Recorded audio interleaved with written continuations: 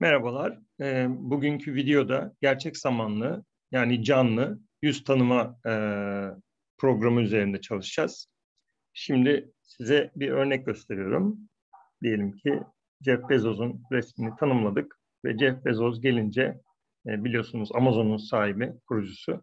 Bunu biz ekranda bunu gösterebiliyoruz. Bunun gibi farklı isimleri de e, veya resimleri de tanıtabiliriz. Bunun için şimdi hangi programı kullandığımızı anlatmaya çalışacağım. Yine Python ve OpenCV kullanacağız. Programımız bu şekilde. Programa geçmeden önce bu programı nereden aldığımı size söyleyeyim. Yine Sergio'nun Face Recognition in Real Time yani canlı yüz tanıma isimli videosundan faydalandım. Burada şimdi burada belirtilen klasöre giderek dosyayı indirirseniz içerisinde bir takım resimler var. Bu resimlere ben ilaveten Cem Yılmaz'ın da resmini ekledim. Elon Musk'ın resmi var. Jeff Bezos, Messi ve kendi resmini de ekledim. Bu resimleri kullanarak yüz tanıma yapacağız. Ve burada main video dediğimiz yani programı biz işletiyoruz ama bu program işletilirken içerisinde bir Simple Face Rec isimli bir Python dosyası daha var. Bu da klasörün içerisinde. Yani Simple Face Rec isimli Python dosyası da bu ana dosyadan çağrılıyor. Ve bu ana dosyayı çağırırken önemli dikkat edilmesi gereken bir noktada yani bu programı çalıştırırken bizim bu resimlerin olduğu dosyada resimlerin isminde Türkçe karakter kullanmamamız gerektiği onunla da ilgili biraz sonra bahsedeceğim. Ana program kodundan bahsedecek olursak import cv2 diyoruz. Tabii ki bunu başlatabilmemiz için OpenCV'nin yüklü olması gerekiyor. Şu dosyayı buraya açarsak, şu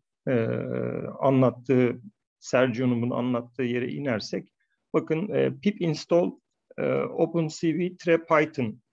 Bunu Ctrl+C yapalım. Ve komutumuzu açalım.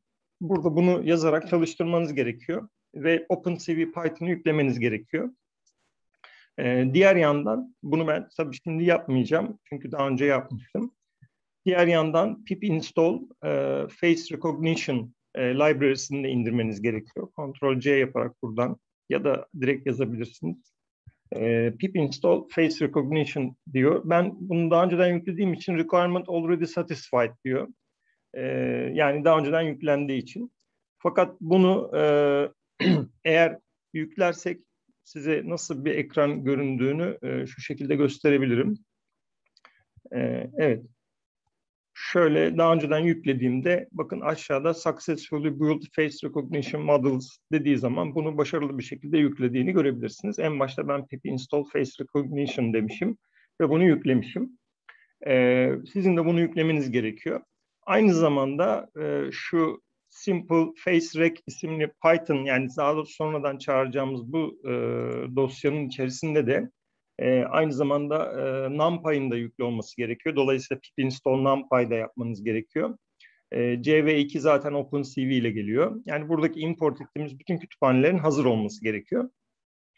Burada bu Simple Face Rec isimli dosyayı çalıştırmıyoruz. Yani Python dosyasını çalıştırmıyoruz ama biz ana dosyamızda bunu çağırıyoruz. Yani from Simple Face Rec import Simple Face Rec diye bir şey çağırıyoruz. Nesneyi çağırıyoruz bu Python dosyasından. Dolayısıyla orayı çalıştırıyoruz. Şimdi SFR isimli bir değere bu Simple Face Rec'i eşitliyoruz. Yani bu encode işlemini yapabilmek için encode demek şu demek. Bu resimleri yani burada bahsettiğimiz bu resimleri ki bunların sayısı daha çok olabilirdi. Bu resimleri biz encode ediyoruz. Yani yüz tanıma sistemimize tanıtıyoruz. Sonrasında da canlı olarak ekranımızı açtığımızda bunları tanıyor. Bunu yapabilmek için de load kamera diyoruz. Şuradaki sıfır değeri bizim webcam'imizi gösteriyor. Tabii buradaki sıfır değeri farklı değerler de alabilir. Sıfır sizin bilgisayarınızın ana kendi içindeki kamerası, web kamerası. Ve bir while true döngüsü içerisinde de biz şurada gördüğünüz date detect from faces isimli fonksiyonu çağırıyoruz. Bu fonksiyon bize ekranda gördüğü face'lerin yani yüzlerin location'larını ve isimlerini veriyor. Ve bu isimlerde bizim şu images dosyamız içerisine verdiğimiz isimler, bu isimleri yazdırıyor ekranda. Peki, bu detect known faces isimli fonksiyon, yani SFR nesnesi, bu detect known faces isimli fonksiyonu çağırıyor. Bu fonksiyon şurada. Size az önce bahsettiğim Simple FaceRec isimli Python dosyasında detect known faces isimli bir fonksiyon. Bu fonksiyon işte bize o nesnenin encode edilmiş haliyle detect ediyor. Yani bu kişi kimdir? İşte Jeff Bezos'tur ya da Elon Musk'tır diye. Sonra bize onun ekrandaki location yani konumunu ve o kişinin adını veriyor. Ve sonra biz onu put text komutuyla adını yazdırıyoruz. Rectangle komutuyla da ekranda dikdörtgen çizdiriyoruz. Ve tabii ki bunu ESC tuşuna basana kadar bu while true döngüsü devam ediyor. Şimdi burada önemli olan noktalardan birisi de şu. Biz bu işi yaparken acaba bu resimlerden herhangi birisi de ya da hepsinde bir sorun varsa burada bize hata veriyor. Örnek vereceğim size. Burada ben az önce söylediğim gibi şunu yapacağım. Türkçe karakter kullanacağım. Ve Cem Yılmaz yerine de Yılmaz yazacağım Türkçe karakterle. Bu şekilde kaydediyorum bunu ve programı çalıştırıyorum. Programı bu hangi main video programını çalıştırıyorum. Run modül dediğimde encode yapacak. Evet, 5 tane encoding images found diyor. 5 tane resmi buldu, encode resmi buldu. Fakat hata verdi. Şu hatayı veriyor. Assertion failed diyor. Buradaki hata nedir? Türkçe karakter yazdığımız için. Şimdi o Türkçe karakterleri düzelteceğim. I'yı i yapacağım. Ve C'yi de C yapacağım. Ve bu problem düzelecek. Bir de başta bu resimleri Türkçe karakterin dışında bir de programımızın şu kısmında ben Sergio'nun sayfasına indirdiğimde 0 yerine 2 yazıyordu ve benim 2 numaralı web kameram takılı olmadığı için hata veriyordu. Bunu sonradan 0'a dönüştürerek çözdüm. Yani bir şekilde o resimleri okumuyorsa, yani canlı kameradan da görüntü alamıyorsa hata veriyor. Fakat şu anda bunu çalıştırdığımızda resimleri doğru olarak Türkçe karakterleri düzelttiğimiz için şimdi bu çalışacak. Ve biz burada şimdi Jeff Bezos'u tekrar deneyelim. Kameramız açık, web kameramız açık olacak. Evet. Şu anda Jeff Bezos'u evet tanıdı. Şu anda oradaki resimlerde tanımlı kişileri tanıyor.